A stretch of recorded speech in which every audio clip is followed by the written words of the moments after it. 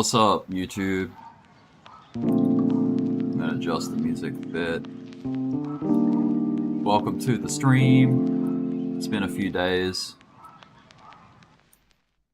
Let's just catch up with where or what's happened. I think the last time I streamed was the 18th.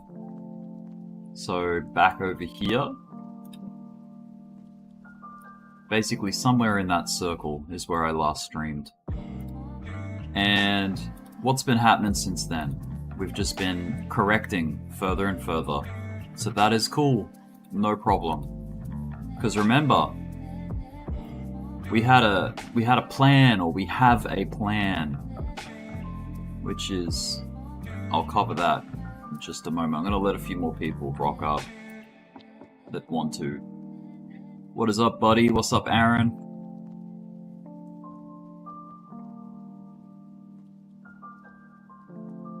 Yeah, dude. So, my thoughts on all this, for sure. Remember, I had drawn this up. I'll just reiterate it. I'll just describe it again for those that haven't seen this. But so the plan is, if the support, which is this yellow line, this yellow dotted line, is held, then great. We have some kind of exposure. Like if you have any kind of positions in this area, no problem. Like we're good to go. That's if the support gets held. Now, if the support is lost, that's no worries. It's even better because you get a second chance to accumulate more Bitcoin or whatever altcoin you're in preparation for the much likely or the highly likely bull run that we're about to embark on. That we have already started, to be honest, like to be fair. What's up, Honest? Speaking of Honest, how you going?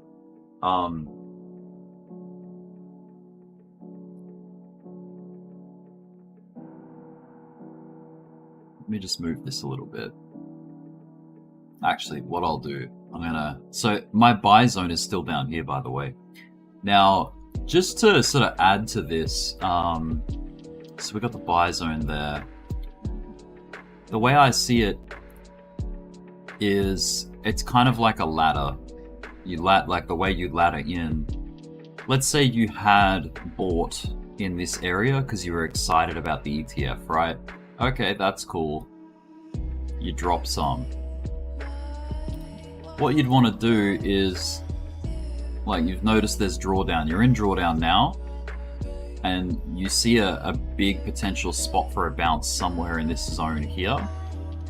So what you'd do is you'd ladder in. So laddering in looks like this. You have a buy up there that's underwater. Now you double it. You double the size here. And if it drops again to another level, you could double the double. And this is provided you have the capital, and this is where, and then if it drops into the buy zone, you buy double of that. Right? This is just a visual representation of your original entry. So let's say this was 10 bucks, or let's say this was 100. This is gonna get expensive, right? This becomes 200. This becomes 400 that you need to bring in. And then this becomes $800 down here that you would need to bring in. So all up, you add these together. 1 plus 2 is 3, 3 plus 4 is 7. 7 plus 8 is 15, so you'd have $1,500 invested.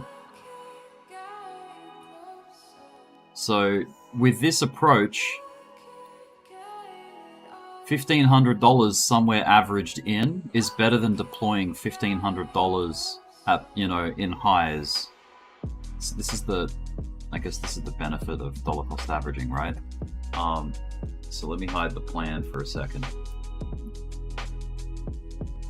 So let's just let's play that out. Like what's what's the position? What becomes the position? So let's say your $100 was deployed somewhere up here. Make this yellow, a little thicker. Okay, $100 there, block. $200 roughly where we're at now, or where we've been just recently. There. $400 in this kind of region here. And then $800 somewhere down at the 30 to 32k level, like down here somewhere, right?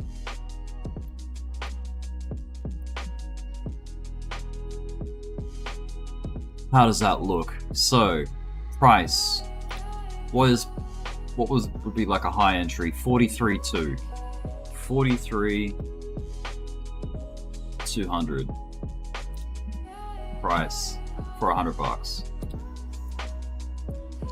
And what was this price? 39, let's say 39.4.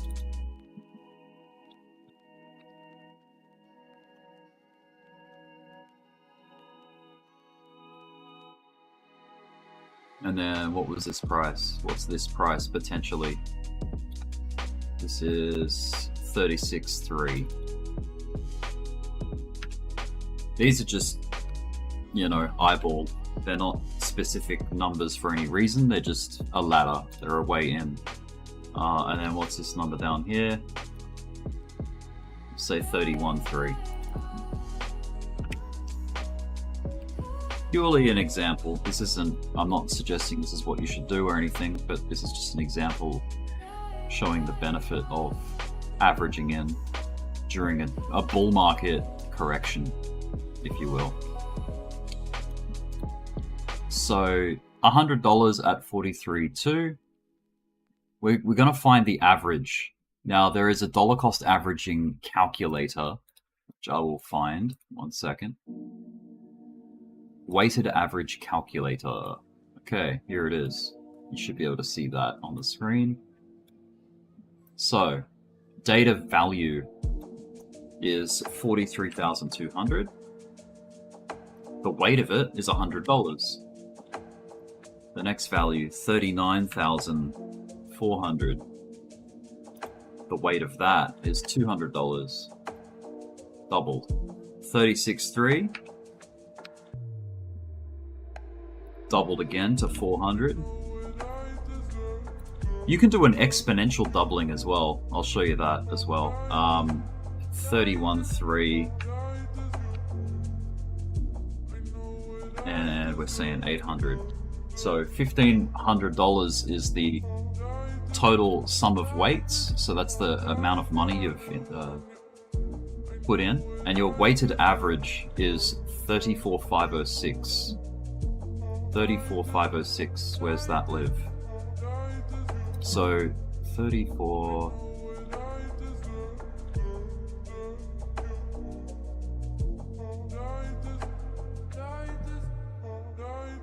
Make it green as the byline. 34,506. I believe was the weighted average. 0.66. Let's just round it down to the nearest dollar. So down, I won't round it up. Or let's go, yeah, no, let's round it up. Let's give the benefit of the doubt to the market. Okay. Round it up. Okay. So now you can see, like, let me just clean up some of these lines so it's clearer. This would be all the brush lines. Hang on a second. Boom. So, if this is your strategy of entry, 1, 2, 4, 8, 100, 200, 400, 800. I wanted to compare the weighting of it to the weight. So you'd basically be somewhere here, and I'll just draw the hypothetical price action of where that would be. Let me just fix this up. Okay, so we're here now. Let's say it does this, you know, boom, we go down to the 4th level. We come up, we find more resistance later, and then come back to visit this, but then we lose it, boom. You know, the charts can end up doing things like this, right? And then we get a spike down. Let's say it goes through the 8, the level there, the buy zone. But then things start picking up because we've got the halving coming up or whatever, or, you know, later in the year. This could happen something like this, right? I mean, that looks kind of like behavior that we've seen before. Okay, cool. This would be a way to average in. Instead of you deploying everything up here, your position would now be down here, and it's as though you did buy the dip. It's as though you did. Except, damn, let me say, go back. Okay, it's as though you did deploy at the right spot, but it wasn't that you picked the right spot, it's just that you averaged into it. You weighted averaged. Now, the other style of weighted averaging that I was talking about is where you go like this.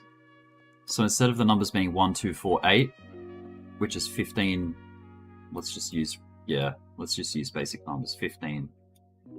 You could go 1, sorry. That's weird.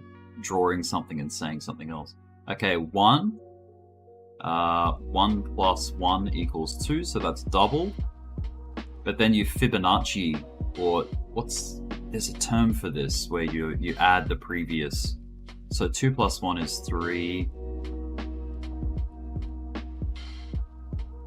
Hang on a second. No, I'm trying to exponentially double. So we got 3 in total. 3 plus 3 is 6, so doubled to there. Now we've got 6. 6 times 2 is 12. I think this is the way that this is what I'm getting at. 6. No, that's 9. So we got 9. Because we've bought 1 here, 2 here, and 6 here. We got 9 total. So we got 9. 9 plus 9 is 18. So this is like an exponential weighted averaging. 1, 2, 6, 18. So 1 plus 2 is 3. 3 times 2 is 6. So we got 9 total. So 3 here. 3 plus 3 is 6. 6 plus 3 is 9. So it's, yeah, something like that. You get what I mean. It's, let me see. Can you guys help me out with this? I'm not a maths genius with basic numbers, apparently. Exponentially adding. What was my formula? What got me to 6 here? 1 plus 2 is 3. Oh yeah, 3's here. And then if you multiply that by 2, it's 6. So 6 is down here.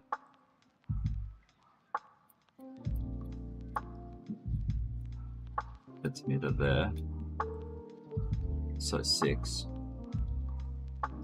And then I've got, so yeah, 3, 6, so 8. No, we're going to carry all of it, so 6, 7, 8, 9. So 9 at this stage. 9 times 2 is 18.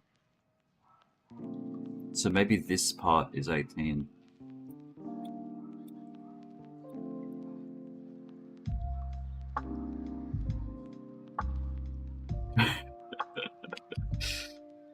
See, I don't even know what I'm doing now.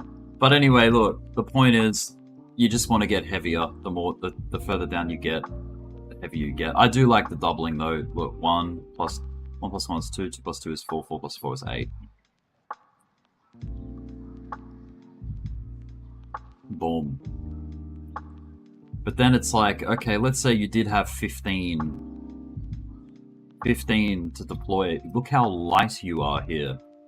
You're only 1 there, right? And even here, you've only doubled the one, like the very light. It's still so light. Now you're getting somewhere. On the third buy, you're starting to build size up. And then on the final buy there, you know, that's a huge chunk to get in. So what would happen if you started moving up from here and we never got that dip that everyone's talking about, right? Let's say we did, like, you know, move up. You would have to, you've got 4 and 8 to still deploy. So you got 12 out of your 15 still in cash, and the market has taken off. Well, crap, you know, now you have to average up, and that's not as ideal. So this is why a correction is a really good opportunity for dollar cost averaging. You know, it really has to play into your and you can spread. Look, you can spread this too. You can spread this out. It doesn't have to be these levels at all. You know, if you see Bitcoin going back down to 20k, like down here, you could have this eighth bar, like, you know, this factor of 8 down here. You could have this one like here, and this is what I mean by the ladder. Like, the rungs of the ladder can be spread out.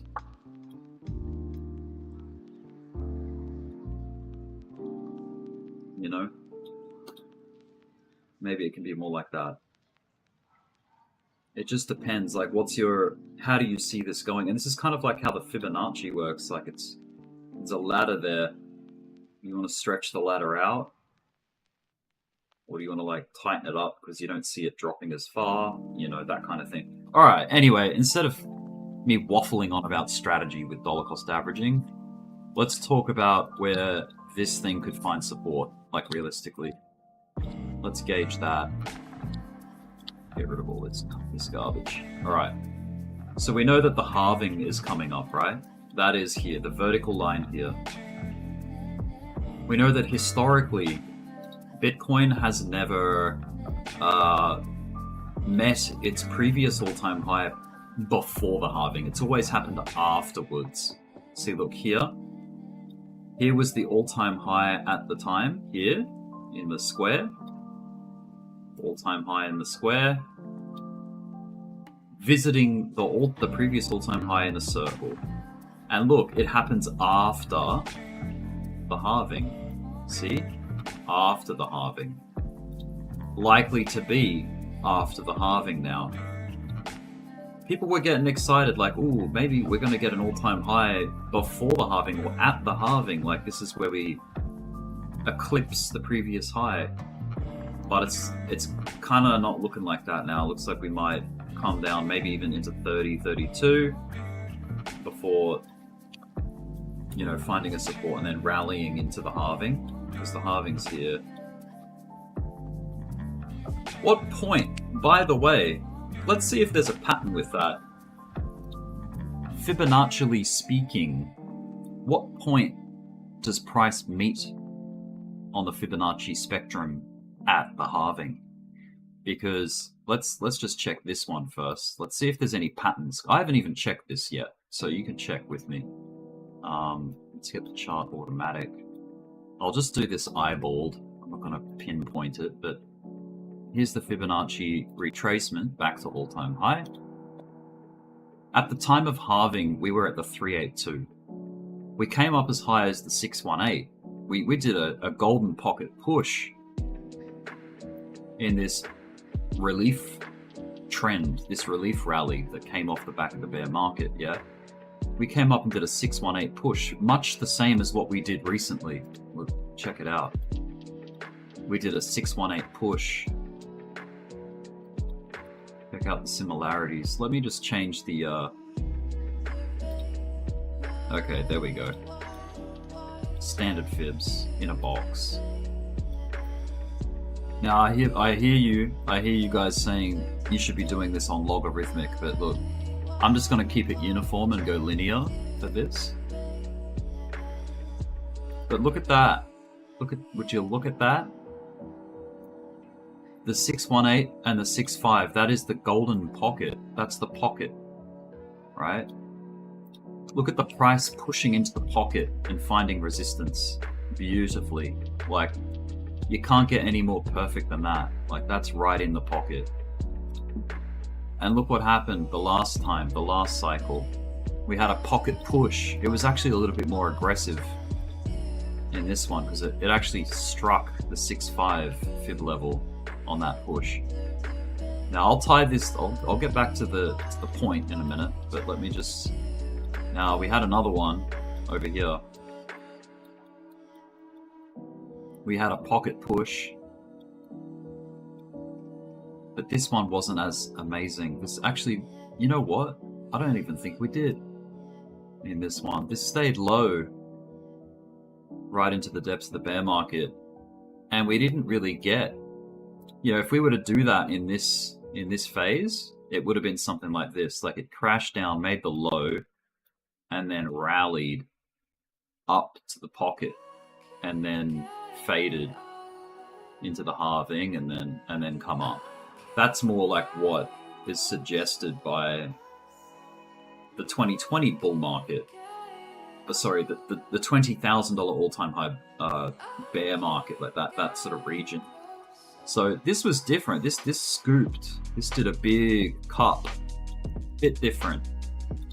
So we've only got 2 data points to really compare, like two cycles to sort of see what behavior we're getting. Let me just turn automatic on. Yeah, we've only got this one. Because look, this one, this ain't gonna give you much. Like, let's see if we can get lucky. Let's see if we can get a Fibonacci pocket up in this. Probably not even, right? Nah, it didn't even come up to the 0.5 on that rally, or this rally here. Like, this was all just. That's good. It's keeping my Fibonacci's accurate to price when I go logarithmic. Okay, that's cool. I'll leave it on log then. So yeah, no impressive pocket pushes. Like, you almost got one in this one. It's up over here. Maybe you could class that as the pocket push, like because we did get a pretty severe correction around the time of the halving too. It's just it happened quite late in the phase. See, things pan out with different timings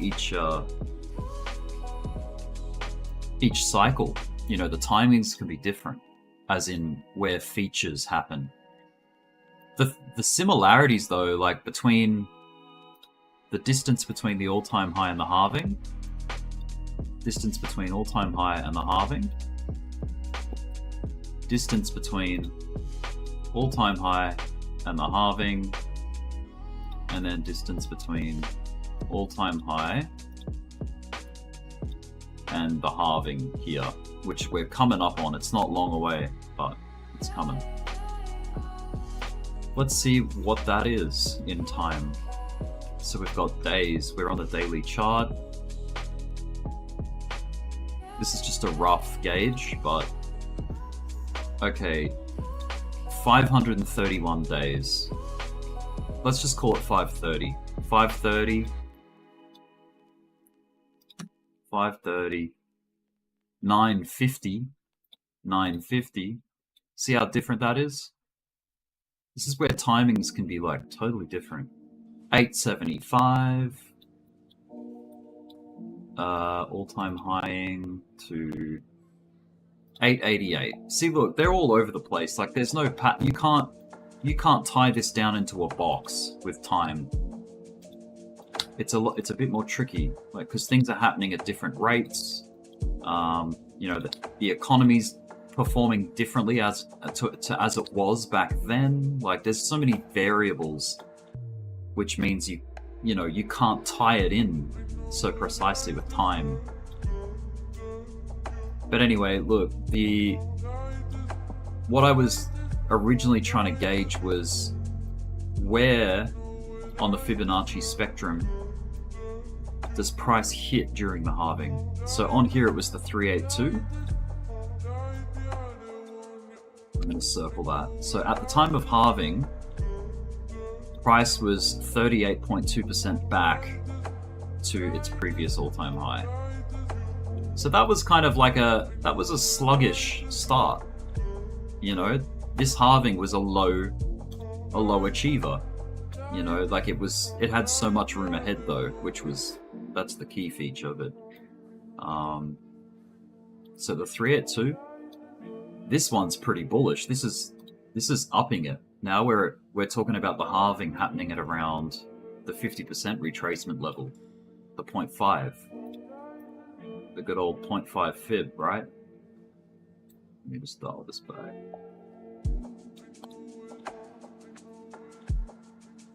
Let's put it in line with the halving. There we go. Okay. So that's visiting at the 0.5 fib. What's the next one?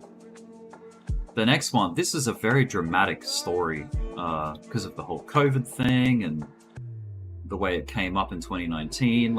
It's very different. This is another 382 where we meet the halving at about the 382 fib here. So we got 2 for the 382s and 1 for the 0.5. So what does that tell you for this time around? What's the likely area or zone to hit? If we're just going to go smack bang in the middle, it's weighted a bit more to be likely the 382 because we got 2 examples of the 382 and only 1 of the 0.5. So anyway, it's going to happen somewhere.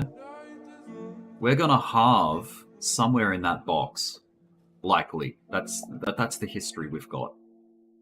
You know, if you're going by fractal behavior, like repeated behavior, that's probably something like what we're going to get. So what does that look like? That looks maybe something like this, like, you know, something like that. By April, you know, there could be a lot of boring parts to this correction. You know, it could get real flat and boring. We've seen that before. After a move down like this, you get a whole bunch of grinding, and we could do that.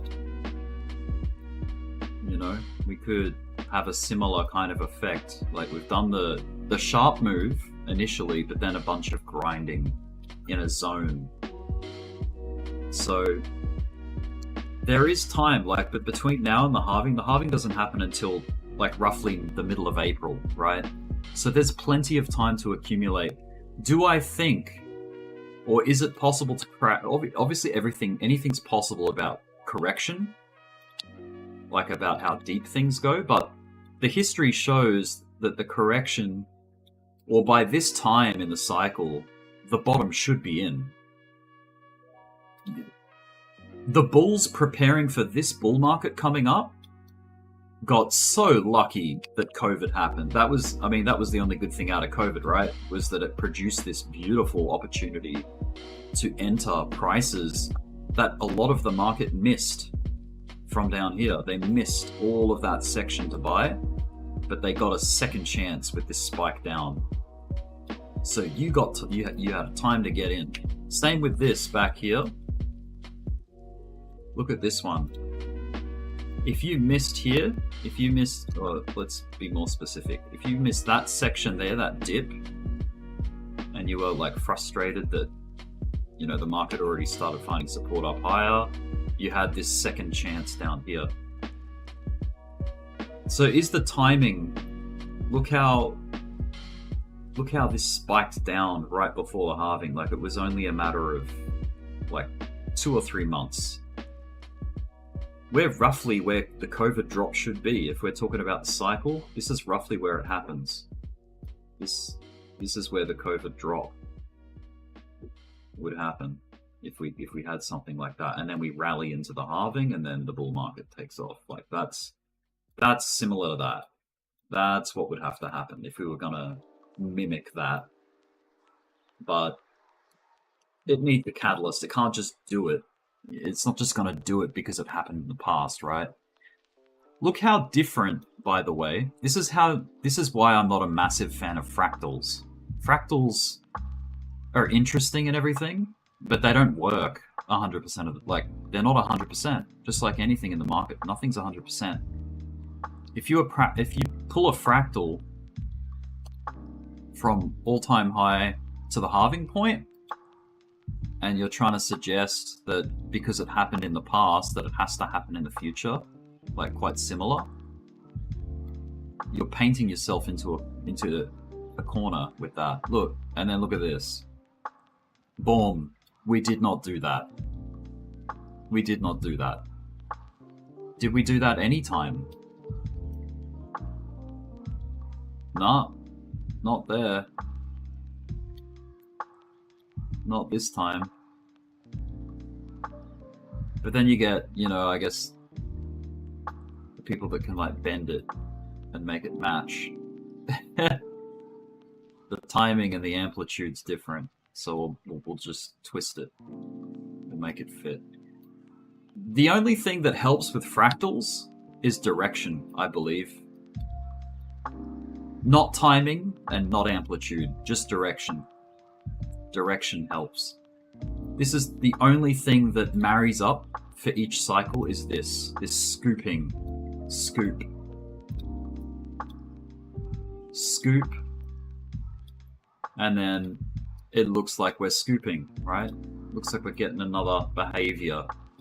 Repeated behavior that we've had 3 times already, like leading up to a halving. We've had these bear markets, this 4-year cycle theory. So that's about as tight as you can correlate it or like match it. But pulling fractals is, yeah, it's a very loose game. It's not meant to be so precise. That's my opinion on it. All right. What other little features can we talk about the cycles and where we're heading? I'm gonna get rid of these fibs.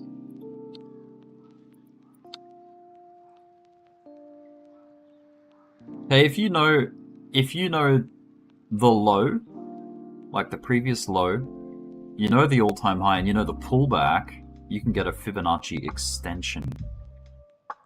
So how did we find our high here?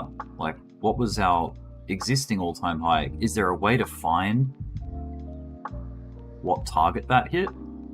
You just go here, you pull it down to the low, and then, wait, let me take it off linear. Hang on, I'm doing this wrong too. It's been a while since I've done these. So, wait, you go low, high, low. Yeah, low, high, low. There we are. That's better. Okay, so what was that? It's roughly there. That's roughly there. This is roughly here. We basically hit the purple line, the 3.618 fib level for our all-time high. It's cut a few $1,000 off, but it's very close to that. Let's see if there was any similarity. So you need the bear market low up to the next all-time high, and then back to the next bear market. So we've got the purple one, the 3.618. Let's see what this one is. So there's the bear market low, there's the next all-time high, and there's the next bear market low. We pushed well beyond the 3.618 for this bull market, for this 20K all-time high. This went beyond, this went way beyond. So now that we got that information, let's do one on here. Like, what could we start targeting? Because the previous two were very different.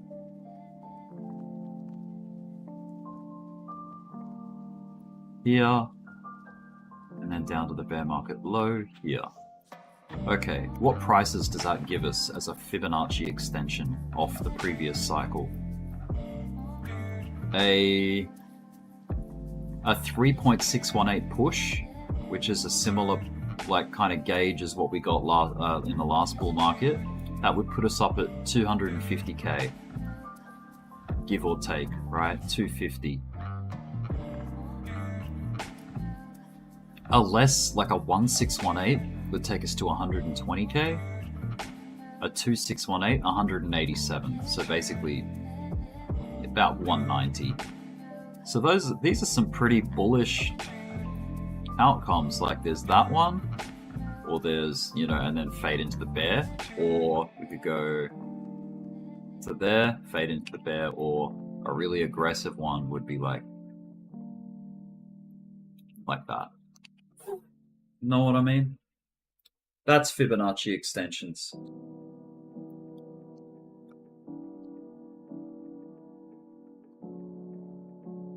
What's up, Jack?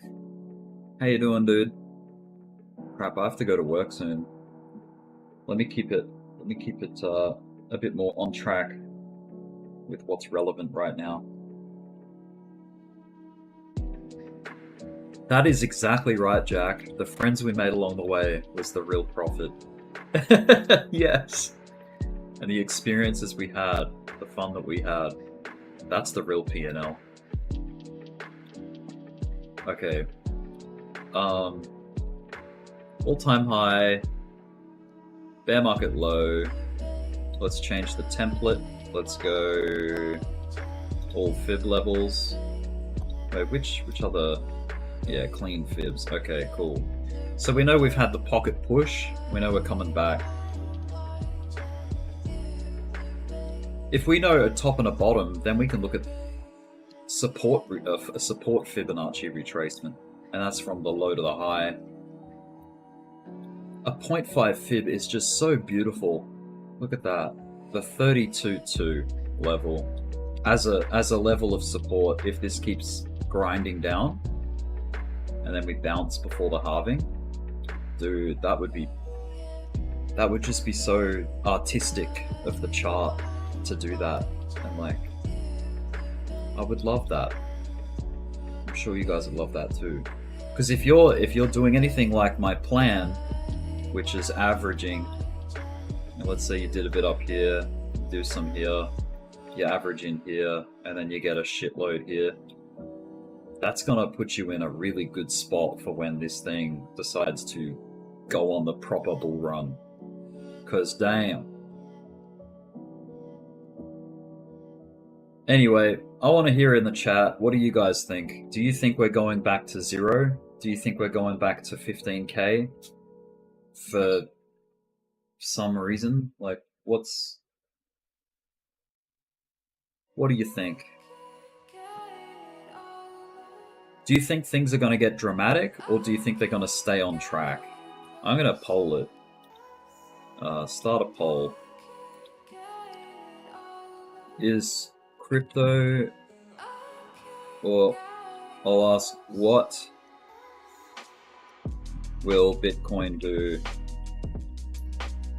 this year? Something dramatic outside of expectations?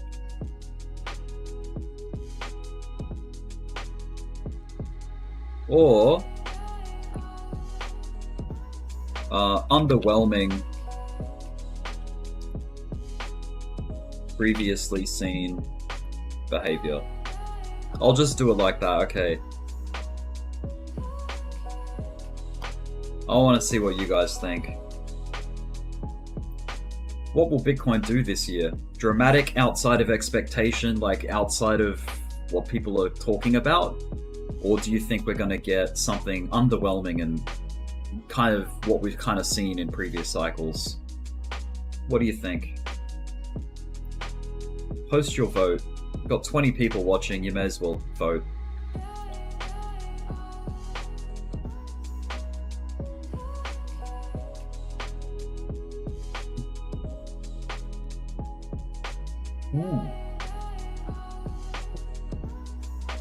So people think we're going to get dramatic and we're going to go outside of the pattern and the path.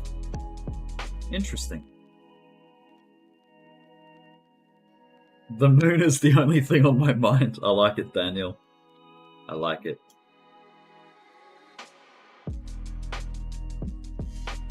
Yeah, dude, I don't think 0 is on the table. I think it's actually quite impossible. Okay. Given, provided. Okay, these are the parameters where I say that these low prices that people spit out are highly, like, very close to impossible, but highly unlikely, right? These are the parameters. Okay, if USA keeps things status quo or supports more innovation,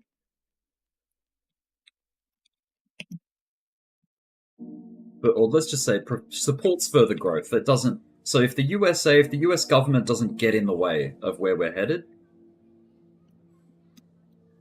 that's how I think that it's very unlikely that we get a dump. Not only USA, let's call some other major countries like the UK, Europe, Asia.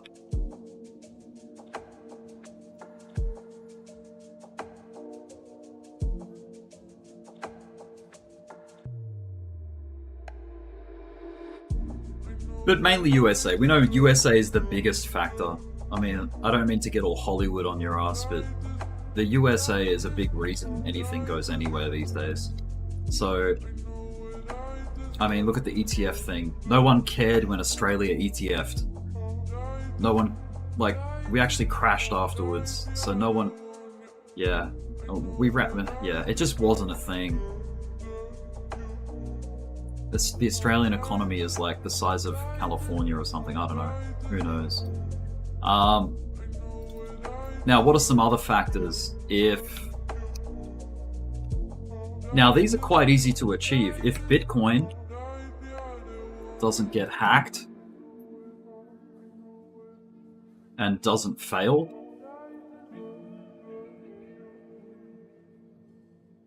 can't spell today. Doesn't fail or collapse.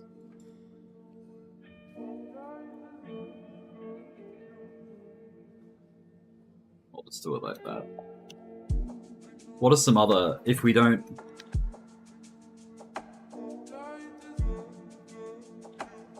start World War III / nuclear war? What are some other big factors?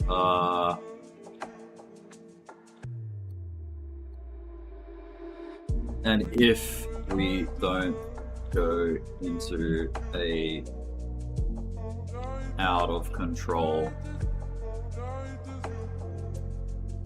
recession,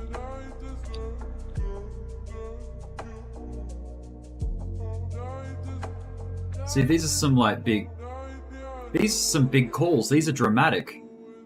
Like if the United States all of a sudden came out and banned everything with crypto, that would be devastating. Then I can see price coming down to 15 or sub 15 into 10K. You know what I mean? That would be a big deal. If Bitcoin got hacked or failed in some way, or like something broke it, that would be devastating. That would be terrible. World War III, we wouldn't be too concerned about markets if we were fighting a war, and especially a nuclear war. I think our priorities would shift to that, about being concerned of that. So that's another thing that would shake things up. I mean, we don't know really. I mean, what did the war do to the Dow Jones when it broke out? Let's have a look. The DJR. Let me just ring off the last one if we didn't go into an out of control recession. Okay, the last time we had a nasty recession was 2008, the birth of Bitcoin. Was there was controls put in place with that. A big part of that was the banks failing. What did they do? They bailed the banks out. They printed money. They quantitative eased their way out of that situation. They sidestepped it.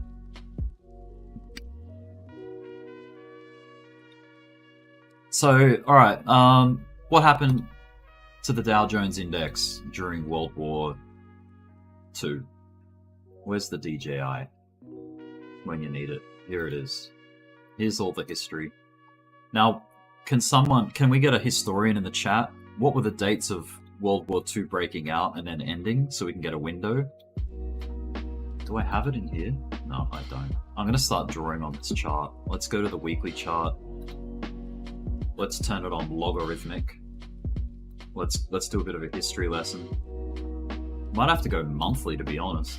Monthly chart to capture all of that. All right, we're back in the 1800s here. There's the Great Depression. I'm going to do some Googling. Let's do some. When was the Great Depression? The 29th of October, apparently. Okay, so 1929 to 1941 was roughly the length of the Great Depression. So October 1929. There, that is correct. Google is accurate. So the Great Depression, in a box, was from, let's just go by years. Let's just be real broad with the range here, because they're saying 29 till 41. So they're basically suggesting that was the Great Depression right there in that box. That's where it existed. Okay. Comfortable with that. With calling the Great Depression that spot. Okay, now World War I dates. I think it was like 1914 to 18. So what did that do to the markets? 1914 to 1918. Probably not that much. Because the Dow Jones, remember, is an American index, American stock market index. January. Okay, it was July 1914. Okay, right here. That big candle there, that July 1914, that red candle, that was the start of World War I. 11th of November 1918 was the end of World War I. So November 1918. So, okay, look at that. The war, the World War I caused that. I'm going to label that WWI. Okay.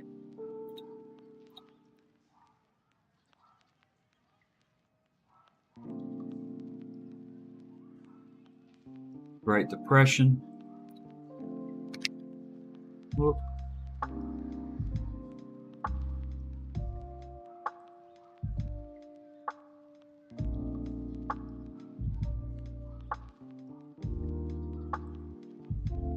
Now, World War II.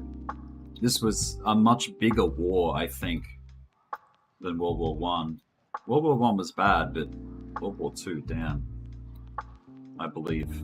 Okay, World War II dates. 1st of September 1939. Okay. What's up, Jay Cheddar? Where's 39? Ooh, okay. So apparently, World War II started during the Great Depression. 1st of September 39. Okay, right there. Right on that big green candle going up. So this is World War II.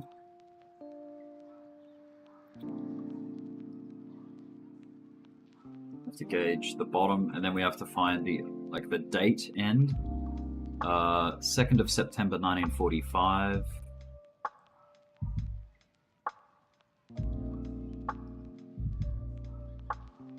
Okay, roughly there. Okay, cool.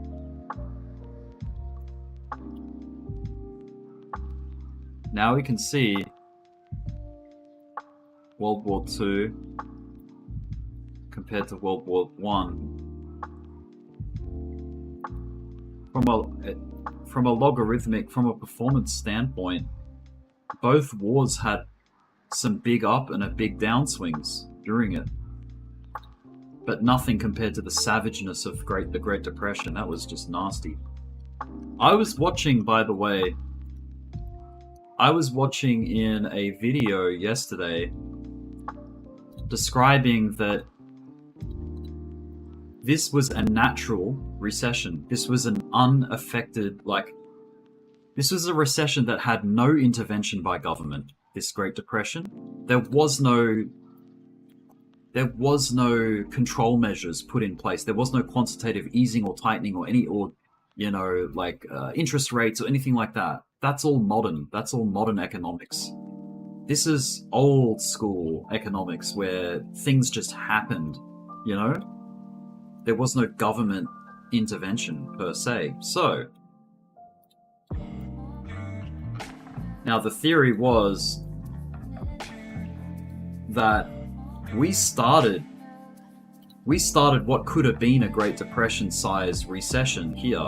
This could have turned into, this is the GFC, by the way, in there. That's the global financial crisis. This is the dot-com crash. There. This is COVID. And obviously this is where we are now. So, what prevented the GFC turning into a Great Depression-sized move that lasted a lot longer and then had to come back up? And that is government intervention. This is a recession that got cut short because of America bailing themselves out of something nasty like this. By the way, the recovery of which took, I think, how many years is that? To come back to where it got to, it took about 9,300 days. What is that in years? 9,300 days. Let's have a look. 9,300 days in years. Okay, it took 25 years to get back to where, the height that it got. So where would that be on our, if this was the height and there was no government intervention? 25 years from, so 9,300, whoop. 9,300. It takes us out to 2033, guys. That's nasty in timing. Just to get back to where we were in that sort of gauges you to how big this Great Depression was and how long it took to get back out of it. It took 25 years. That would take us, we would only be halfway through. That is how immense in time the Great Depression was. That's really wild.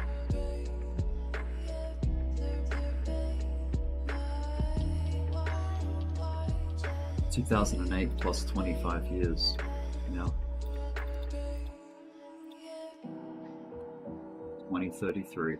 Cool. Well, anyway, we've kicked the can down the road. We've bailed our way out of the problem. I mean, there's still the US national debt. Where's that debt clock? Where are we up to with that?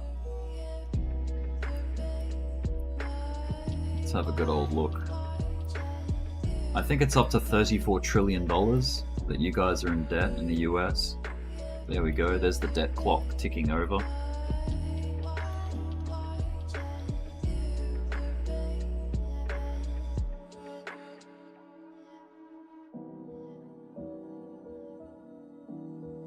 Okay, how much money exists for the United States?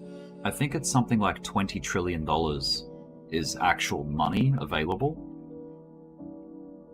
So even if you put all the money available in the US toward paying off the debt, you'd still have $14 trillion to pay off. It's impossible to pay it back, basically. It's impossible to pay back the debt. You need to create wealth beyond what the debt level is. It's just, yeah, it's not possible at the current state.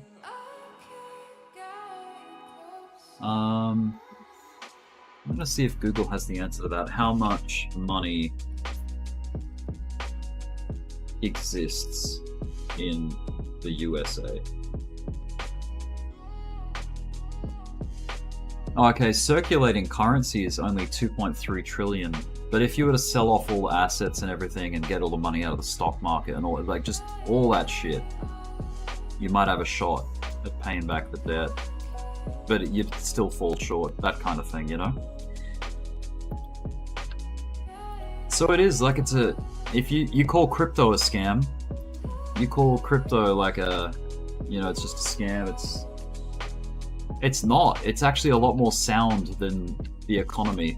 It's a lot more sound, and if you look at Bitcoin especially, right, it's sound money. You can't mess with it. You can't bail it out. You can't print it. You can't destroy it. Well, you can destroy it. You can buy it and then lose the keys. I guess that's a way to destroy it, which only gives it value, right? It ups its rarity.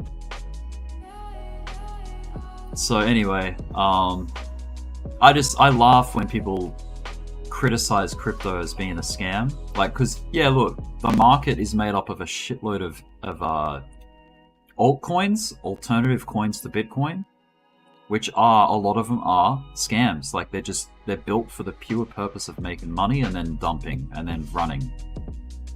There's a lot of that. I don't think you're gonna get scams that exist in the top. Let's have a look. Where's the coin market cap list? Okay, I don't think Bitcoin's a scam. I don't think Ethereum is a big scam to steal money off everybody.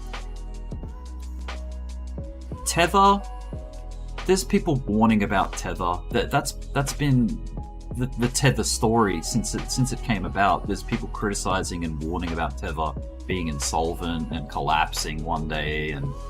But look, it's still shining, man. It's still $1. It's basically at parity of $1. It's still doing its job as intended.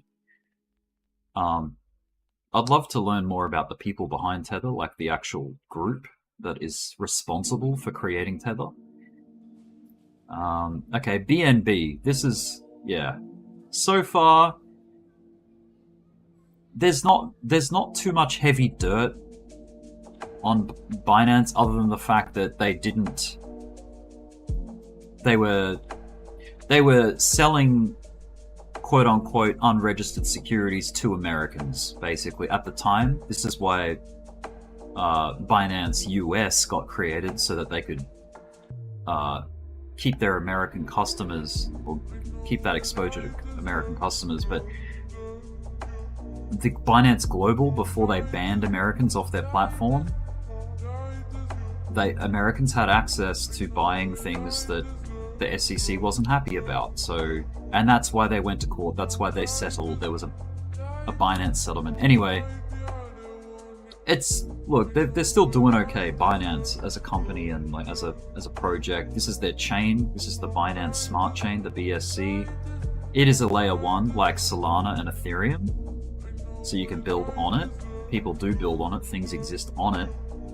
There is that ecosystem. Now Solana outperforms BNB in performance. It is a lot younger than BNB, Solana, I believe. Let me just get that on a date for you.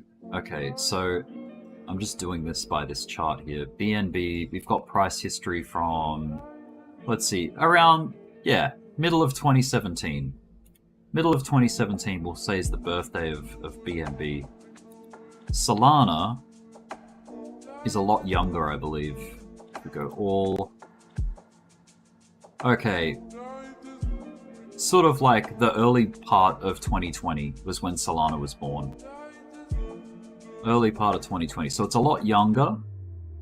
It has the benefit of seeing... It had the benefit of seeing BNB and Ethereum build their ecosystems first. Now the problem with having an established ecosystem and that everyone's built on is that you can't just take it off and then remix it and then put it back out again, because you're gonna mess things up.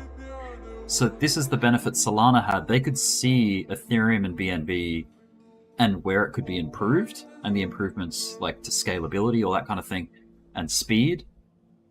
And they were able to build it and launch it after them.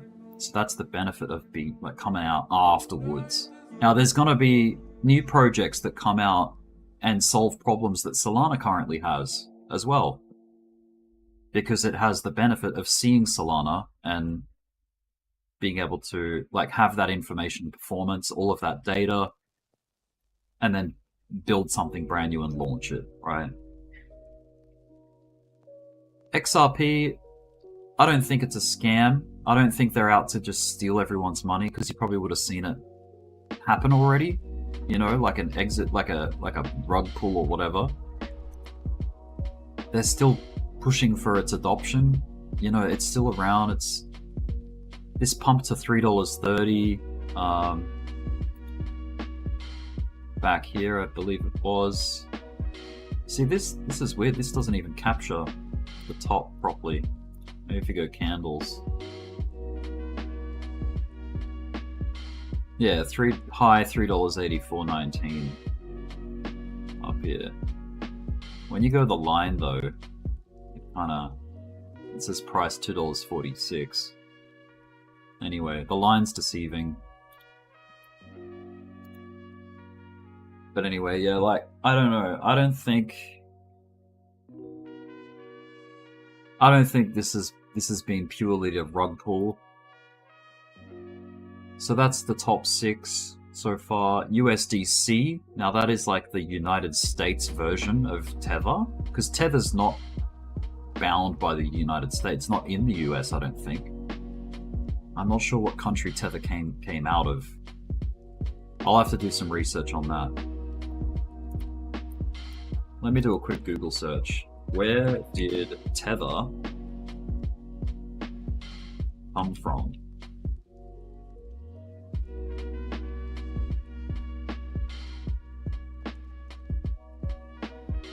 Tether's history goes back to 2014 when it first issued a dollar-backed digital currency called Realcoin on the Bitcoin network to help transfer fiat currencies on the blockchain. Later that year, Realcoin was rebranded Tether. Tether refers to the issuer company, while Tether, or USDT, is the token. Who created USDT? Brock Pierce became a co-founder of Tether and Tether Foundation. Craig Sellers became the CTO of the Mastercoin Foundation, the precursor to Tether, originally named Realcoin. Okay. Santa Monica-based startup. Okay, so maybe it wasn't. Maybe it was an American thing. Let me find out.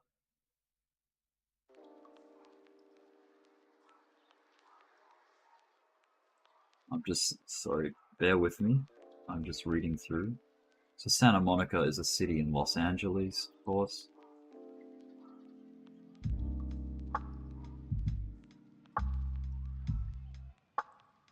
Now, no doubt, they've probably taken it offshore so that they don't have to really adhere to United States law. I don't know. Maybe not.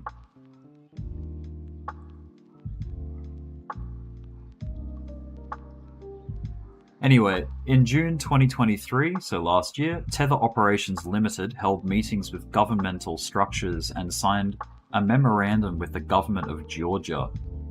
Partnership will create a special fund for local startups and aid in the development of blockchain technologies in Georgia. I think that's the country in Africa. In October 2023, Wall Street Journal reported that Tether has been increasingly showing up in investigations tied to money laundering, terror financing, and sanctions evasion, sorry. Because we know that Russia has been sanctioned. There's sanctions put on Russia at the moment. So Tether could be like a loophole or like a way around that for Russians. The report alleges that Tether appears to have been used in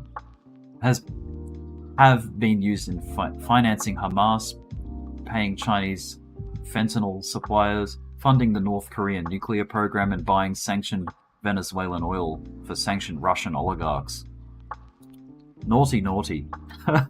In response, the company published a blog post denying inadequate customer due diligence and screening practices, and describing how they have aided governments with criminal investigations, helping freeze a total of 835 million assets linked to theft. Can I just say, fiat fiat ain't so clean and you know, angelic either. How much crime do you think? How did crime exist before crypto? Well, they used fiat. They used dollars. They still do use dollars, or you know, cash, money laundering. It's still a thing. Like, and we're not here trying to shoot down fiat. You know, it's actually probably harder to be criminal. It's more difficult to be a criminal and do things like shady via cryptocurrency, because cryptocurrency, you can track it. You can trace Bitcoin. You can see wallets. You can see where they are. There is ways that intelligence can get in and find where money is going, being sent and received and all that. So yeah, I think the whole criminal arguments against crypto are getting weaker as time goes on. Like it's definitely a weak argument now. It's the ones that the regulators in the US try to jump to. It's like their knee-jerk reaction when they're trying to say why crypto is bad. Just like, oh, criminals use it. Yeah, well, criminals breathe oxygen. So do we, right? Are we going to ban oxygen? Are we going to ban food and water? Like, that's how ridiculous it is to me. You know, crypto's just a tool. It's just out there. It exists. Everyone uses it. You know? Anyway,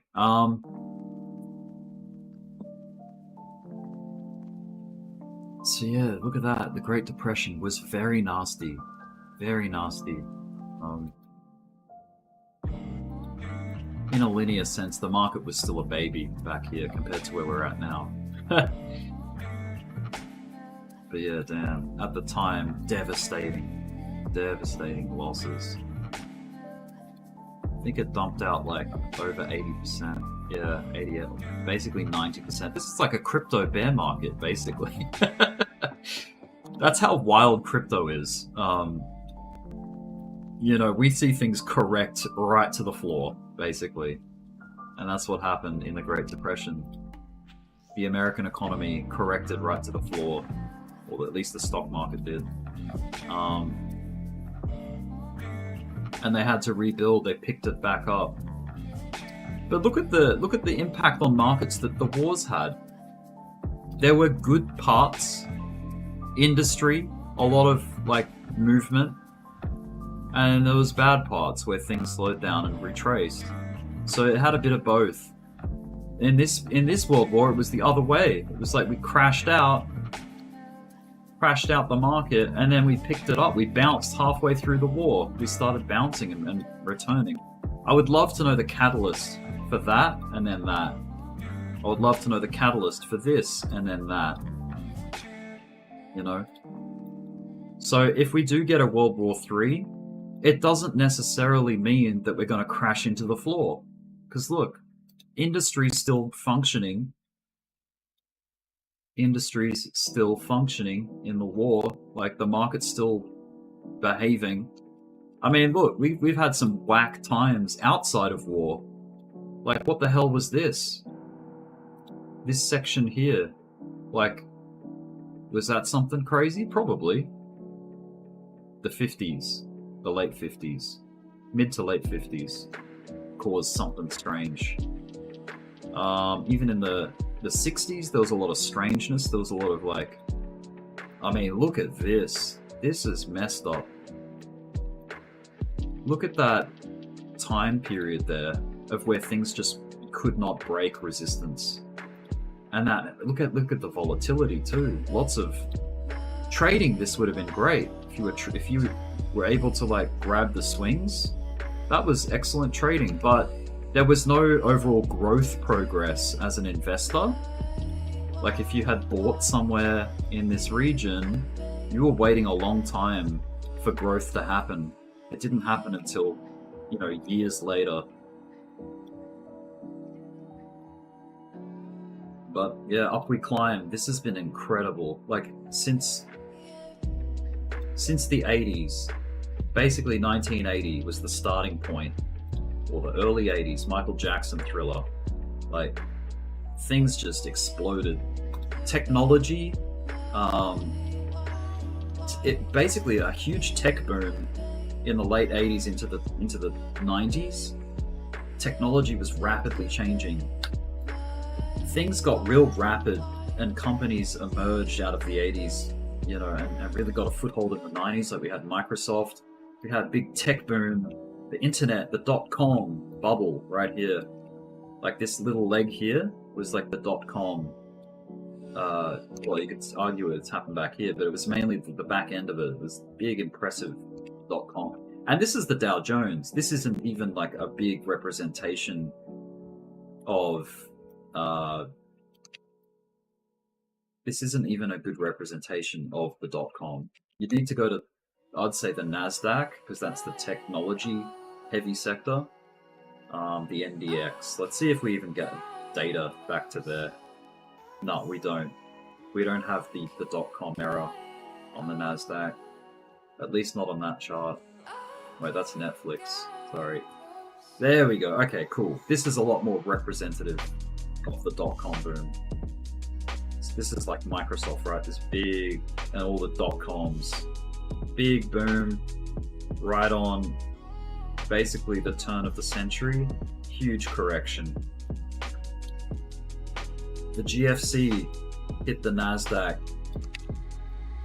Not as severe as the .com drawdown on the NASDAQ. But look, here's the COVID drop blip. Just here. Boom. So for the NASDAQ, the .com crash was devastating. The GFC was bad, but it wasn't as bad as the .com crash. And then the COVID-19 outbreak was basically a flash crash. It took like a month to sort that out. Like within 2 months, you were back, you know? So the NASDAQ is cool. I like the NASDAQ. I think the NASDAQ should be looked at more closely for crypto than the Dow Jones, or the S&P 500. The S&P 500 is dragged by a lot of companies, like a lot of just it's more of like an economic snapshot, the S&P 500, whereas the Nasdaq's more of like a technology snapshot in like the high performance end of America. And then the Dow Jones is like old school stuff, big industrial index, I think that's roughly how it is. Correct me if I'm wrong. But like, wow, what an incredible 3 months. So we got November, December, January has been really good for the NASDAQ.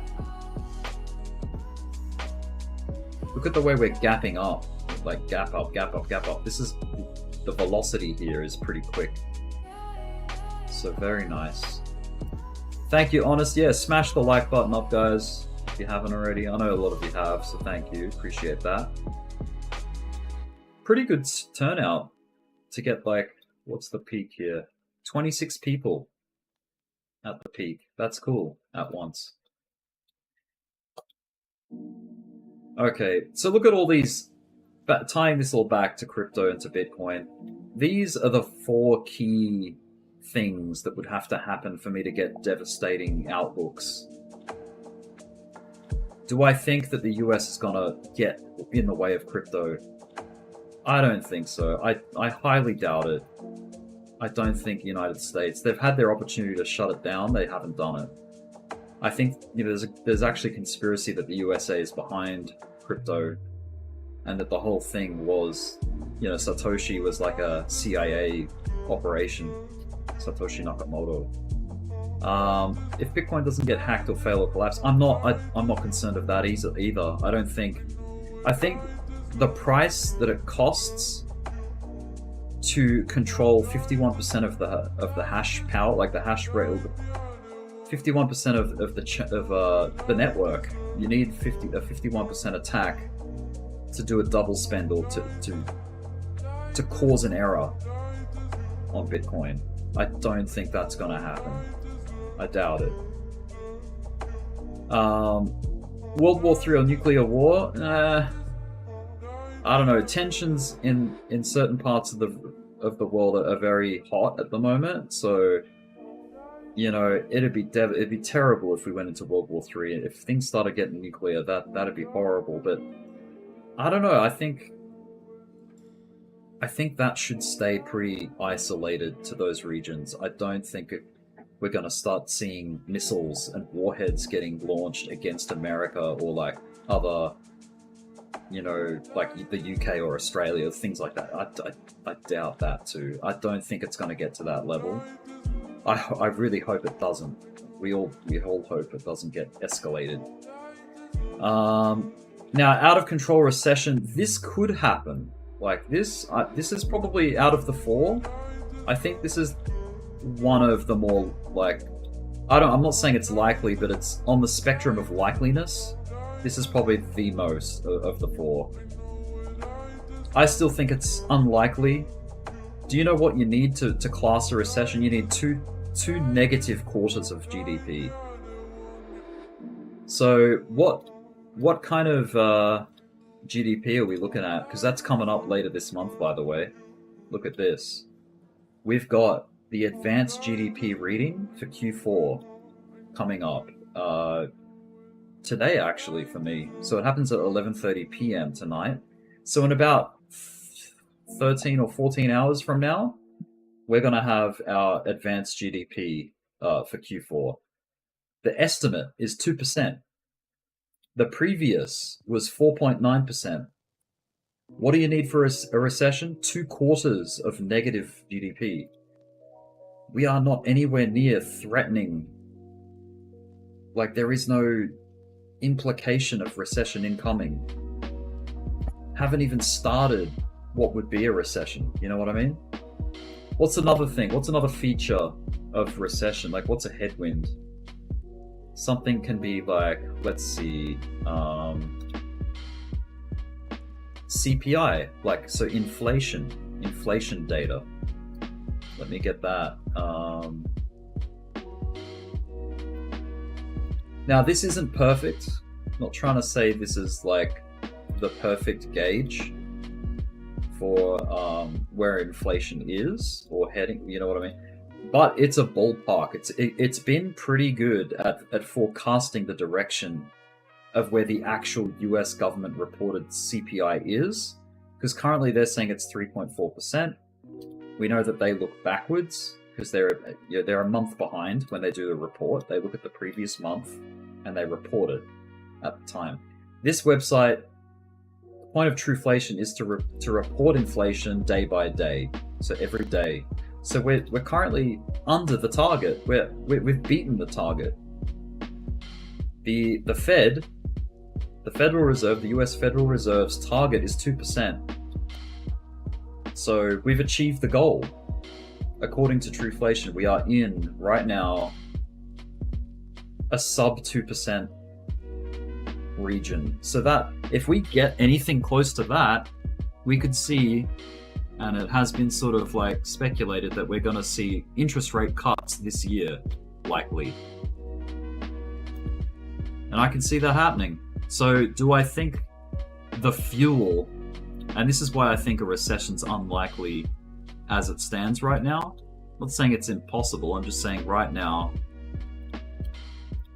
I don't think we get one. I think they've found a way to do this quote-unquote soft landing. By the way, you will come across channels on YouTube that basically will always spit out FUD and always warn you of the recession that's going to come, the big Great Depression, like we're going to have this monster correction. But I don't see there being too much weight to that until we see the evidence. You need evidence for these things. Like you need to see the stock market getting hammered. You need to see inflation going out of control, like things being out of control. And just, I don't know, I don't see that. I don't see the headwinds for a big recession at this stage. Is the US like a good way to gauge the economy? I guess it's the Dow Jones. Like, you know, that's a fairly, this is the growth of the US, right? pretty much. The last 120 years, whatever, 140. This is like America's story, really. Look at it. It's a juggernaut. Like it's a huge country. It's like the leading economy, arguably, right? A lot of it is credit. A lot of it, you know, we all know that there's $34 trillion of national debt because they've borrowed their way into greatness, essentially. But they're good at like keeping the game going. They've kept the game going. Like, how much exorbitant, like unsustainable growth has there been? Like, where do you draw that line? Like, what is natural? What is considered unnatural growth? Like artificial? Like, how much of it is that? When credit came out, when we got removed from the dollar, from the gold standard. By the way, when did that happen? What date was that? The gold standard shit. Let me find. I will find out. When did the US dollar get taken off the gold standard? 1971. 1971, guys. So right here. 1971, right there. What did that do to gold, by the way, in 1971? Have I got a gold chart? I think I do. Yep. Here's the price of gold. 1971. As soon as you depegged from gold, right here, look at that. Gold's value just... And people, I've seen a lot of people saying that's when when did the gold ETF start? Probably much later in the story, but gold ETF. First gold ETF in the US launched in 2004, November 18, 2004. So roughly somewhere in here, somewhere in that blob is when the gold ETFs launched, and we saw this really nice growth. I don't know if it was the reason for, the catalyst to it, but we definitely know that roughly where the US dollar got depegged from the gold was around here in this blob. It was a very positive thing for the price of gold. You know why? This is where fiat started getting bastardized. This is where they started printing it into oblivion and devaluing the dollar. This is the story of like why gold is so up. If you get a chart of gold and correct it for inflation, let me see. Price of gold adjusted for inflation. You'll get two charts. One is what we have now, and then the other is what would have been if the dollar just stayed at, you know, at a fixed value. It didn't change.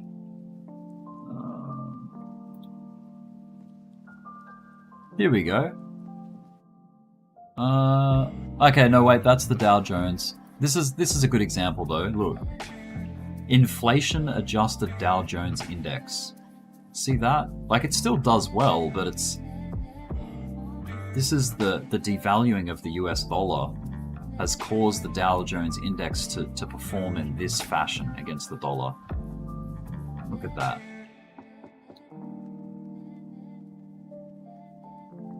I would say gold is roughly similar. Gold is like, here's the S&P 500 adjusted for inflation. Yeah.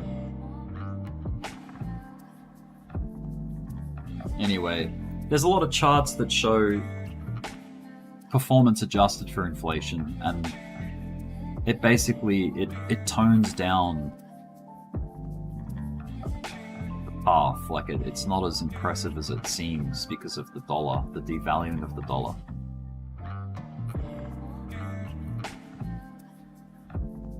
Oh, this is a really cool picture. Let me see this.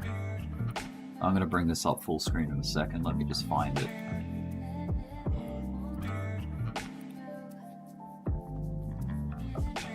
Look at this.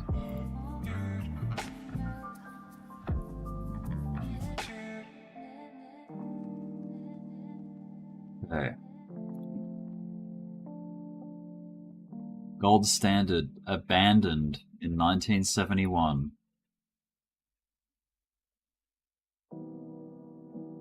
Nominal returns, inflation-adjusted returns. 99 to 2011, radical monetary policies. Oh, that's when you had this huge correction on gold.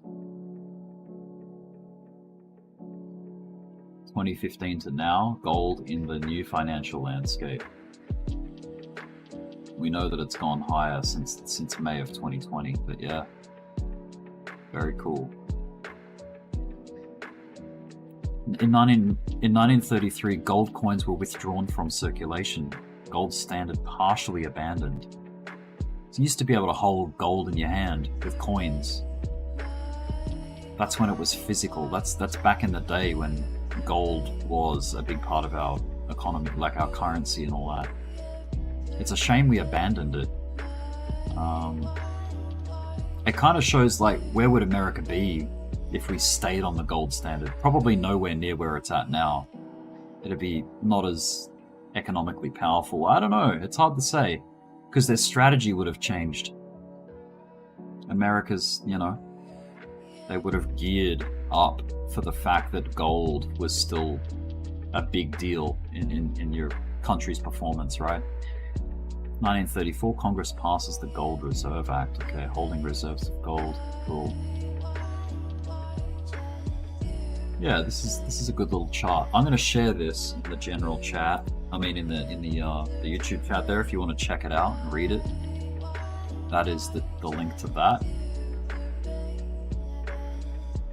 You can see how it has performed over a 10-year and a 20-year. Look at that. Gold has outperformed a lot of sectors in a 20-year time frame there. So it's a pretty strong thing. Look, the S&P 500 in the last 10 years has obviously been like incredible, thanks to like the .com boom and all that, Google and the what are they called? There's a word for all the tech-heavy companies. There's an acronym for it.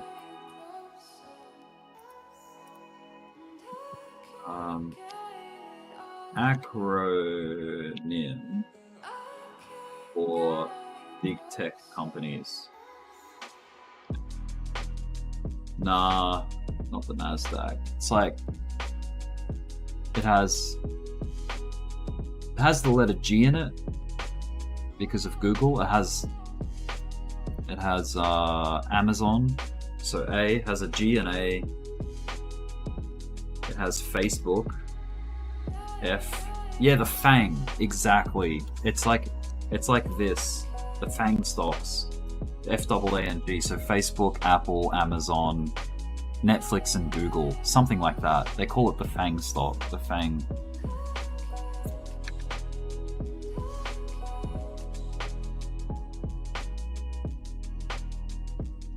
Here you go, FANG stocks. What are the FANG stocks? FANG stocks are the publicly traded stocks of US technology giants Facebook, Amazon, Apple, Netflix, and Google.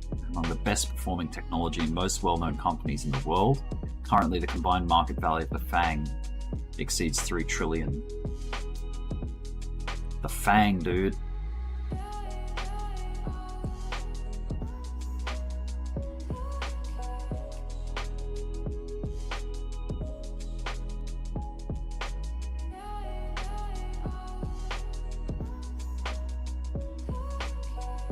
Oh, is Coinbase doing something right now? Let me check it out. Coin. Let's go to the hourly. Oh wait, of course, the market's closed right now. Coinbase. Coinbase is like grinding its way. Here's the post FTX low. And we've just like Bitcoin, it's somewhat correlated, right? You're getting this this trend. You're getting higher lows and higher highs. This is an uptrend. It's got a long way to recover. Still, actually,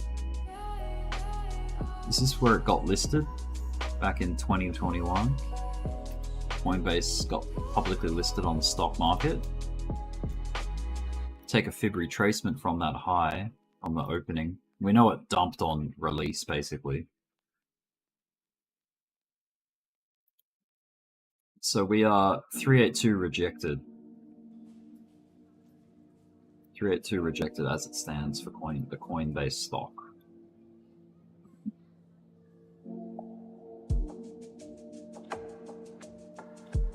Let's do another little measure here. The first correction, where did it get rejected at? It went beyond a Fibonacci, like a golden fib level pocket push. Like it actually got through that. It was going for the 786. Wow, what a bounce. It's pretty good. What kind of level to the extremes there? 73%. How much has it crashed since launch? Oh, it lost 92% of its value, basically, off the launch down to the bear market low. And from that low up here, that's 460%, 466. That's pretty good returns.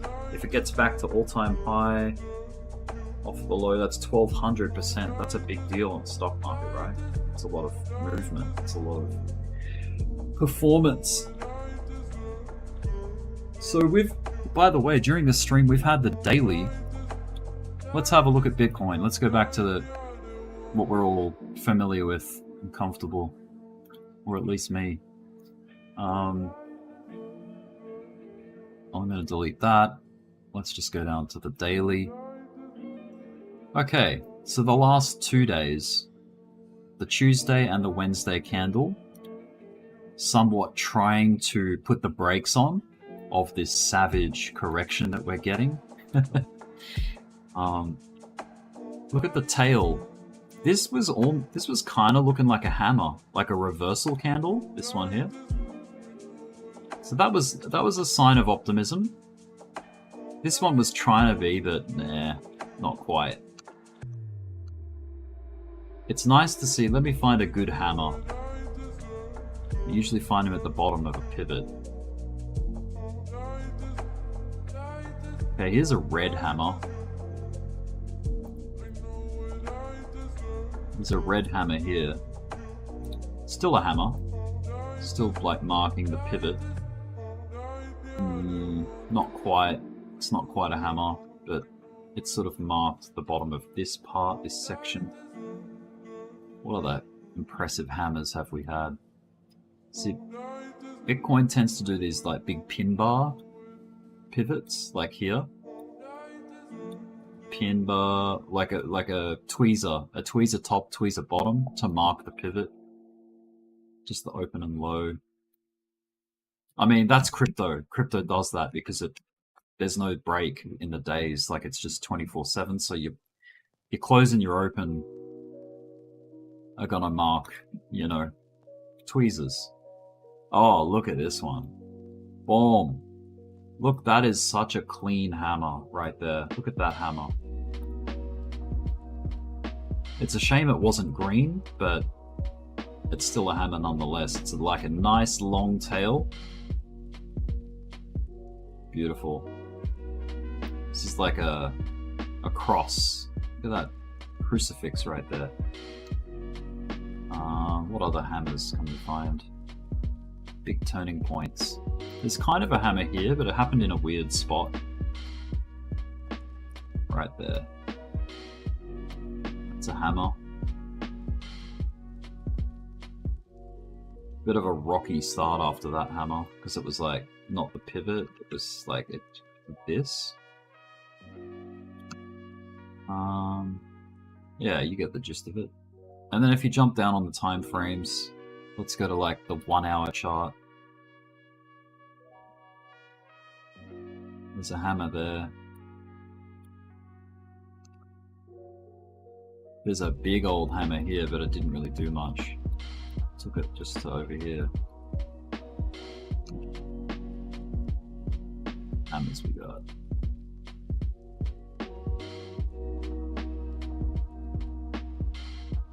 Couple of nice hammers in a row just there. And much the same as hammers, you get hanging mans at the top, like that. It's a hammer that exists at the top of a trend. It can be bad. Or an inverted hammer at the top. Anyway, let's go back to the daily.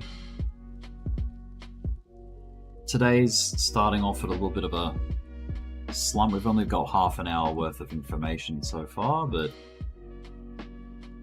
this is where we're at. This candle, 0.17% down, about $70 down off the open. Let's go back to this chart. This has a bit more technical analysis on it. I was tracking a bit of a falling wedge, and we've attempted to come out of that trend, that sharp downtrend there. And now it's got me looking more at this one. I think I can truncate this. Oh, let's brighten it up so you can see it.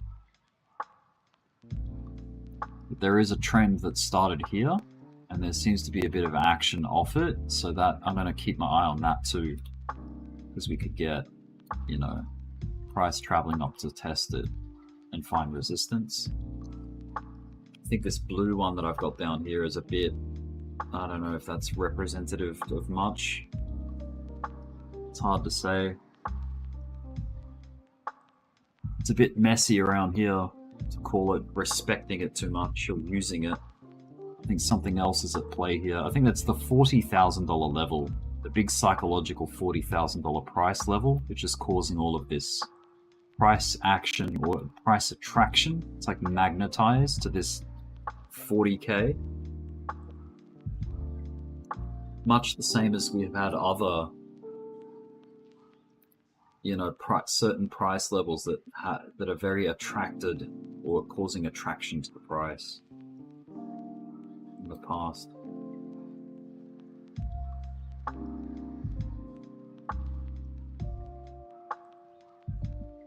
I'm going to end that poll. So people think that dramatic things outside of expectation are going to happen.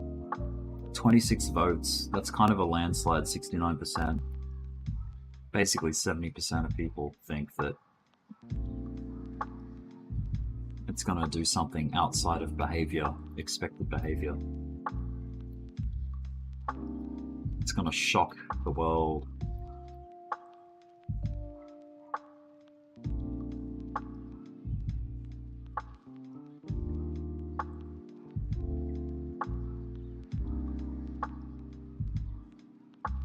I'll pose the question differently.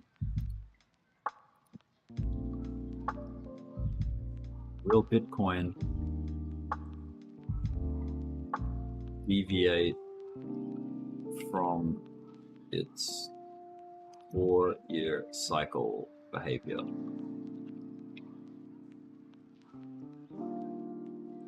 Yes or no?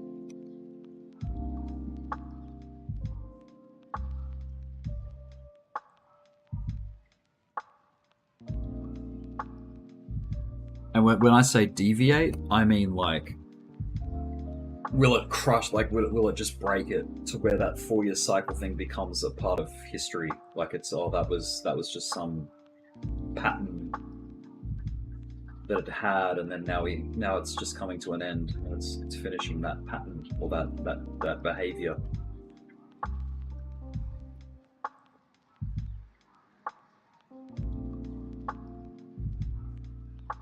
I kind of think that no, I don't think it's gonna deviate off that path, because we've got some fixed elements with Bitcoin. There's some things that you can count on with Bitcoin. That is, its supply is finite, it is fixed, it's locked. You cannot change that. All you can do is lose supply, like as in make it more scarce and more valuable. That's all you can do. The halving represents that the rate of new Bitcoin coming out is going to slow down. You know, we've already mined 19 point something million of the 21 million Bitcoin. that means that the rate of new Bitcoin coming into existence is slowing. So much so that the final Bitcoin, it's a long ways out. Like 140 years, Cheddar. Yeah.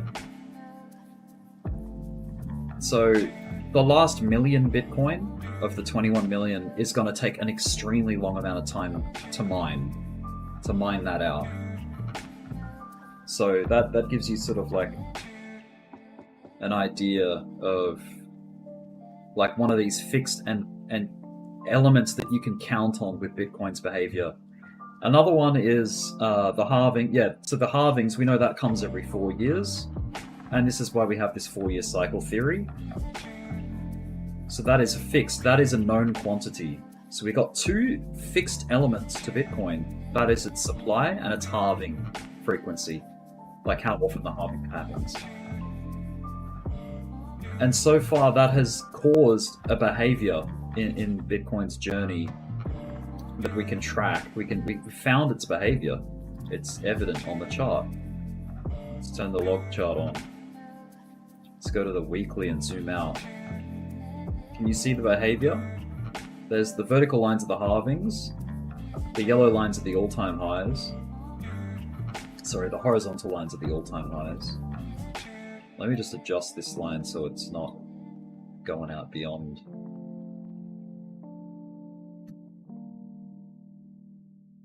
Goes to there. This one goes back to here. Wait, or does it? Let's just say it goes to here.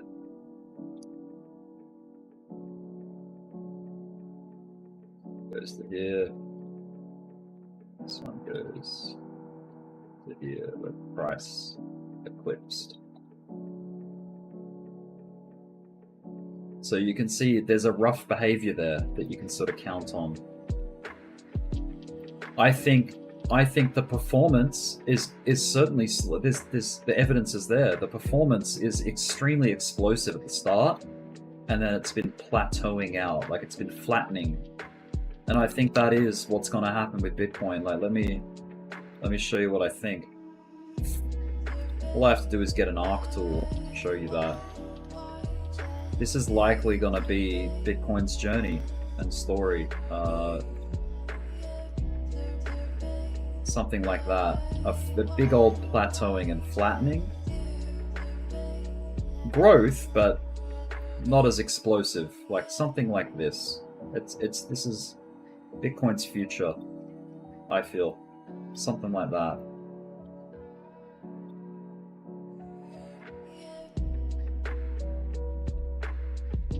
Like, what does this draw it out to?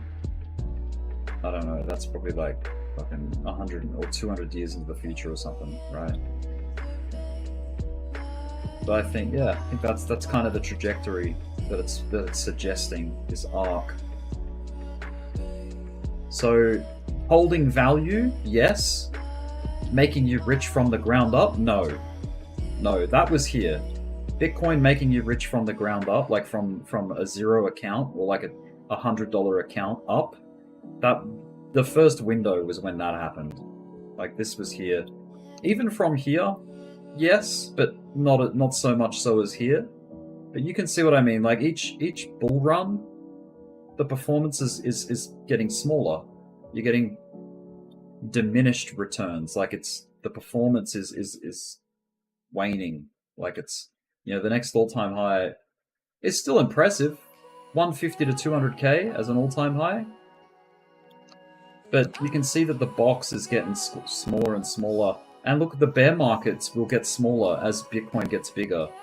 The bear markets are going to get flatter, and your bull markets are going to get flatter. The performance just diminishes over time as it pans out, right? That's the trajectory. That is the suggested trajectory of Bitcoin right now, by its previous behavior and it's the way it's been behaving and going.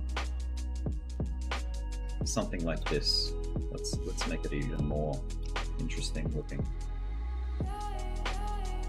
Something like that, I think, is very much the story of Bitcoin. It's going to exist somewhere in these parameters. judging by what it's done already, something like that.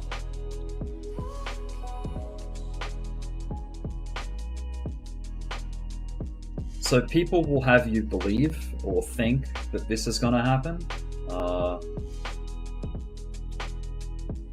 Like there's people out there that are worried that it's all going to just come crashing down and it's going to lose value over time, and people are going to start walking away from it in a big way, and that it's just going to fail. That would be like a failure curve. Like if it, you know, something like this. Like we've hit some big turning point for some reason. No real explanation to it. It's just, yeah, they think that this is the top, and then that's it. We've seen the best, and we're just down from now. But people are going to just lose interest in it, and crypto is going to fail altogether. That's kind of what that. I don't know. That's hard of a draw. I think it's more like this. I think it's mathematically and just like visually, that is the suggested trajectory, and with all those features that I described, with the halving and the finite supply and the you know, institutional adoption and global adoption and recognition that crypto is a digital asset and it's here to stay, I think that's going to just keep it sound and afloat. But the performance is going to get real boring. It's going to get so big that it becomes flat. I think gold kind of had that effect, though gold's had a weird journey. Gold's got a very different kind of path. Where's XAU? Here it is. Let's see. Zoom way the hell out. Gold's had a few plateaus. I think because of change of policy around it, and maybe mining technologies and how like abundant it has been. But yeah, like it's got a weird path, doesn't it? It looks like it's just exponentially growing bigger and bigger.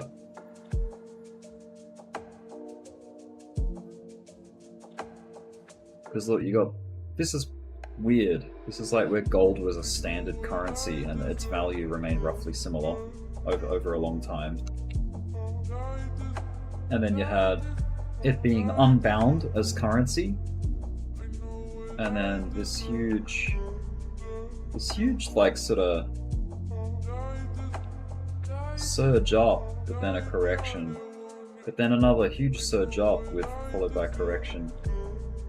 Something like these inverted Nike ticks. Huge surge up. But as Bitcoin starts to become king over gold, maybe, is this going to flatten gold out over the next like 50, 100 years or whatever?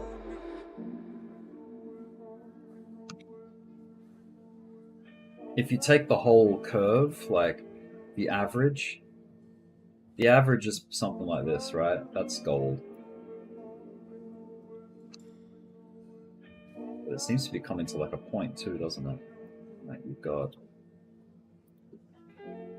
you'd have to use an arc, but something like this is what I'm suggesting.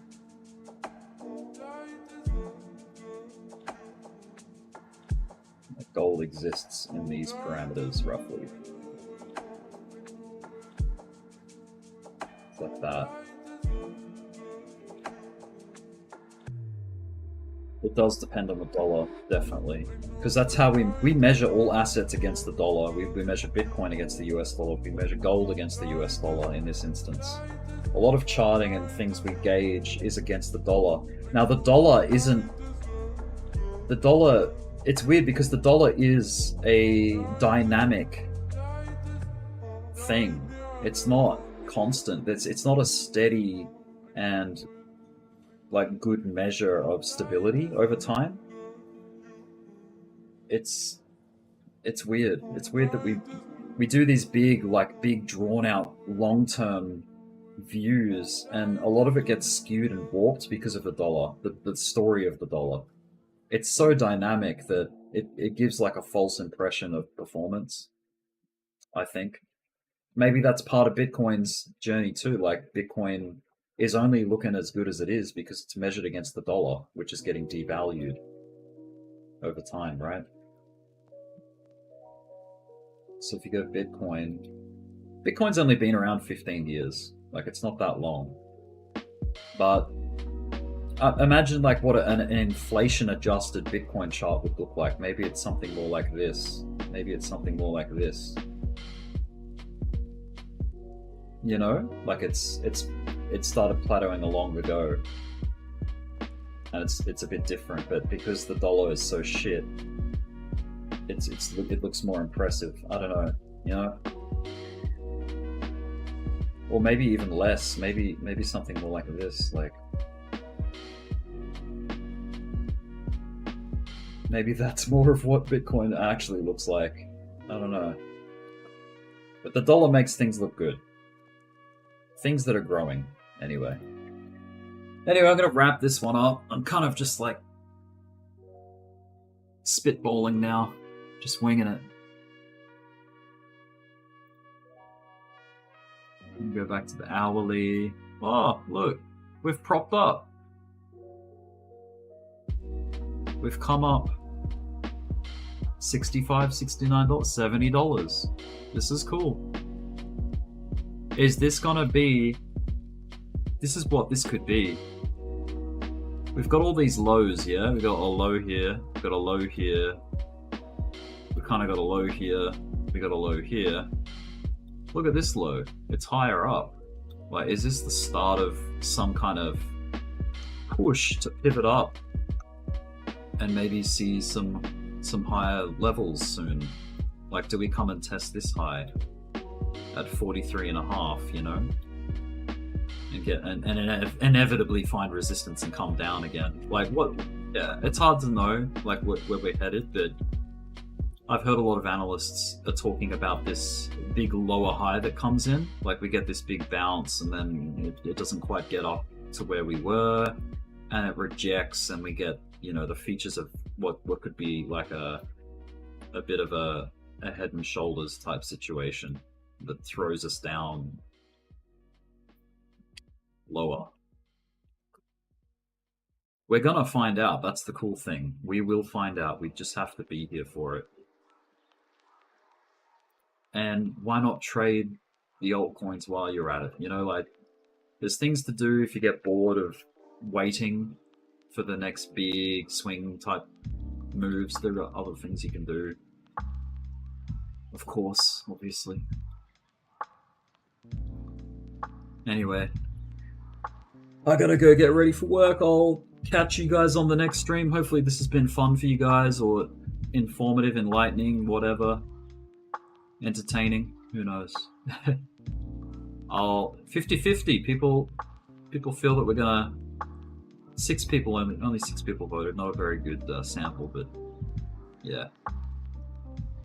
Half the people think we're gonna move away from the cycle theory, and the other half feel like we're gonna stay on track. So that's cool. Yeah, thanks guys, appreciate it. It's cool to get some perspective, like look out the long term and see, you know, why we should be, like, where our head should be at. But maybe on the next stream, I want to go through the psychology just to give you like maybe you guys can remind me. Just go through the psychology of what people were thinking around this section, around the pre and post halving area of the chart. You know, pre and post halving, what was going through people's minds at this time, because it might help us as to what's going through our minds right now. You know, what are we thinking? What is our anticipation? Are we looking at fear? Are we looking at greed? Like what? Anyway, I think that would be helpful. It's be an interesting conversation to have. All right, guys, take care, trade safe, have a good night, have a good day wherever you are, and I'll catch you on the next one. See ya.